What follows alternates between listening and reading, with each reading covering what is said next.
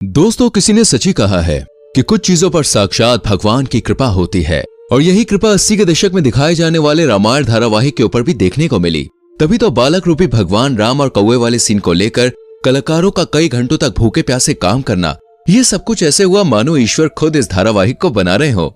लेकिन ये सब हुआ कैसे और किस तरह इस धारावाहिक को शूट करने के दौरान कलाकारों ने वो चमत्कार अनुभव किए जिसकी कल्पना कर पाना भी असंभव लगता है। 78 एपिसोड्स के रामायण धारावाहिक में दोस्तों ऐसी बहुत सी घटनाएं घटी हैं जिनके बारे में जानकर आपके भी होश उड़ जाएंगे। 1987 में दूरदर्शन पर देश के सबसे पहले धार्मिक सीरियल रामायण का प्रसारण हुआ था। रामानंद सागर ने सीरियल को बनाने में पानी की तरह पैसे बहा दिए।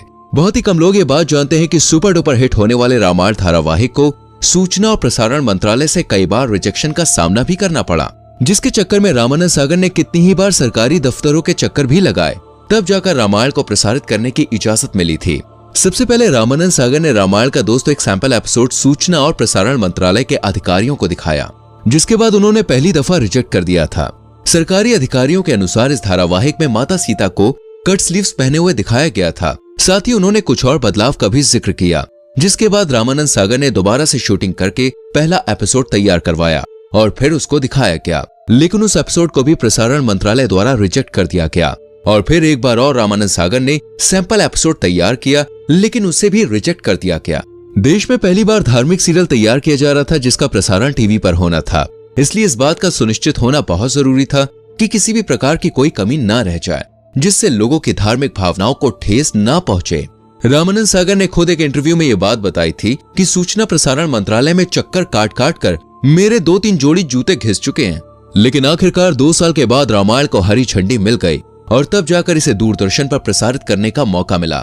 उस समय फिल्में जितने बजट में बन के तैयार होती थी, उससे ज्यादा पैसों में दोस्तों रामायण का एक एपिसोड तैयार किया जाता था। सबसे ज्यादा मजेदार इस धारावाहिक की शूटिंग के किस्से हैं, क्योंकि दोस्तों रामायण को शूट करने के लिए सही लोकेशन का ढूंढना बहुत जरूरी था, जिसमें काफी दिक्कतों का सामना भी करना पड़ा। वो एक ऐसी जगह चाहते थे जहां पहाड़, नदी, समुद्र और पेड़ पौधे सब कुछ हो, और मुंबई जैसी भीड़ भाड़ वाली जगह पर इस तरह का शूट कर पाना बहुत ही मुश्किल और महंगा था।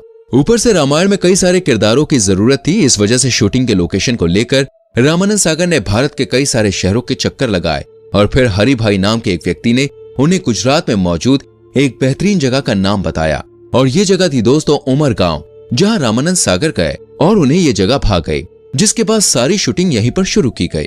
धारावाहिक के निर्माता निर्देशक रामानंद सागर के बेटे प्रेम सागर ने अपने एक इंटरव्यू में ये बात बताई कि सीरियल के निर्माण के पीछे दिव्य शक्तियों और साधुओं का मार्गदर्शन भी था, जिसके साक्षी वो स्वयं थे।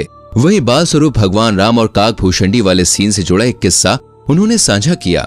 वो बताते हैं कि काकभूषणी बालक राम की परीक्षा लेने के लिए आते हैं, जिसके बारे में आपको भी पता होगा, लेकिन कौवे वाले सीन को फिल्माना दोस्तों बहुत कठिन था। एक तरफ एक नन्हा बालक, दूसरी तरफ कौवा, आखिर कैसे शूटिंग हो? सबसे पहले तो बड़ी मुश्किल से कौवा पकड़ा गया और उसे सेट पर लाया गया। लाइट और कैमरा ऑन हुआ और तब रामानंद सागर कौवे के पास गए और हाथ जोड़कर उसे प्रणाम किया और बोले कि हे काकभूषणी जी, मैं संकट में हूँ, कृपया मेरी सहायता करिए। इसके बाद जो हुआ उसे देखकर दोस्तों हर कोई हैरान था। एक मंझा हुआ कलाकार जिस तरह काम करता है, ठीक उसी तरह कौवा भी काम कर रहा था। प्रेम सागर बताते हैं कि जब पापा जी कहते थे कि बच्चे को देखो तो कौवा उसकी तरफ देखने लगता था, तब रामानंद सागर कहते थे तो वो रोटी लेने लगता था। वो बच्चे के साथ ऐसे खेल रहा था मानो भाई पालतू कौवा हो। ये सब देखकर कोई भी यही कहेगा, मानो काकभूषणी जी स्वयं ही शूटिंग कर रहे हो। लेकिन जैसे ही कैमरा और लाइट ऑफ हुई, कौवा उड़कर ना जाने कहां गायब हो गया। रामायण में माता सीता का किरदार निभाने वाली दीपिका चिखलिया के अनुसार रामानंद सागर हर एक सीन को बिल्कुल परफेक्ट तरीके से करना चाहते थे। उन्हें किसी भी प्रकार की कमी नहीं चाहिए थी। वो रात में 2-3 बजे तक शूटिंग करते, इसलिए दीपिका पूरे महीने सेट पर ही बिताती। उनका मुंबई आना जाना भी नहीं हो पाता था। और आपको बता दें, जब रामायण की शूटिंग हुई तो उस टाइम दीपिका की उम्र सिर्फ 15 साल थी, और जब उन्हें ये रोल ऑफर हुआ तो उन्हें इस बात का बिल्कुल भी अंदाजा नहीं था कि ये सीरियल इतिहास रचने वाला है। दीपिका ने अपने एक इंटरव्यू में ये बात बताई कि सीता का किरदार करने के बाद उन्होंने कभी भी छोटी ड्रेस पहनी ही नहीं। दोस्तों, रामायण में काम करने वाले हर एक किरदार को लोग बिल्कुल असली समझते थे। भगवान राम का किरदार निभाने वाले अरुण गोविल को देखकर लोगों को ऐसा लगता कि जैसे भगवान राम आ गए हो। वो जहाँ कहीं भी जाते लोग इनके पैरों पर गिर जाते। यहाँ तक कि आज भी अरुण गोविल को लोग भगवान राम कह के ही बुलाते हैं। पर बहुत ही कम लोग ये बात जानते हैं कि भगवान राम के किरदार के लिए अरुण गोविल को पहले रिजेक्ट कर दिया गया था। जी हाँ, लेकिन बाद में इनकी मासूम और प्यारी मुस्कान को देखकर रामानंद सागर ने इन्हें अपना राम चुन लिया।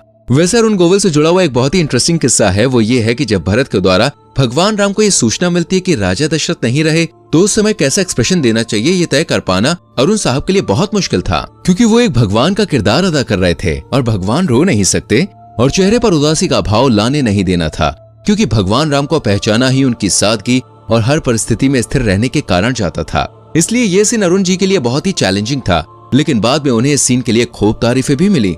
यहाँ तक कि भगवान राम की आंखों में आंसू देखकर जनता के भी आंसू छलक पड़े।